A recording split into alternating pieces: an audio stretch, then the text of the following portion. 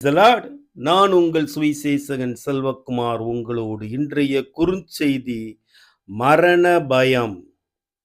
அதாவது அநேக பெண்கள் இந்த பயத்தின் கட்டுகளுக்குள் உட்பட்டு இருப்பதை காண்கிறோம்.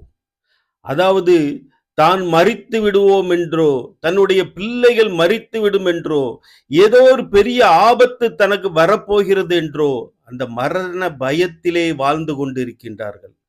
இவர்களுக்கு சத்திய வேதாகமம் கொடுக்கிற விடுதலை என்னவென்றால், கொலேசியர் 2:13 படி துரைத்தனங்களையும் அதிகாரங்களையும் உரிந்து கொண்டு வெளியரங்க கோலமாக்கி சிலுவையிலே இயேசு அவனுடைய வல்லமையை உரிந்து கொண்டு வெற்றி சிறந்தார்.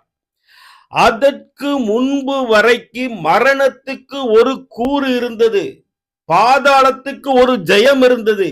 இயேசு என்று சிலுவையிலே அவனை ஜெயம் எடுத்தாரோ, மரணத்தின் கூரை முறித்து விட்டார். பாதாளத்தின் ஜெயத்தை அவர் ஜெயித்து விட்டார். மரணமே உன் கூர் எங்கே? பாதாளமே உன் ஜெயம் எங்கே? இயேசு அதை ஜெயம் எடுத்து விட்டார். இயேசுதான் உன்னுடைய மரணத்தை நிர்ணயம் செய்ய வேண்டும். நீ இயேசுவின் பிள்ளையாக இருக்கும் பொழுது நீ எந்த விதத்திலும் பயப்பட வேண்டிய அவசியமே இல்லை. வெளிப்படுத்தல் 1:18 படி, இதோ மரித்தேன், சதா காலமும் உயிரோடே இருக்கிறேன், மரணத்துக்கும் பாதாளத்துக்கும் உள்ள திறவுகளை உடையவராய் இருக்கிறேன் என்று இயேசு சொல்லுகிறார். அதாவது மரணத்துக்கும் பாதாளத்துக்கும் உள்ள திறவுகள் இப்பொழுது இயேசுவின் கையிலே இருக்கிறது.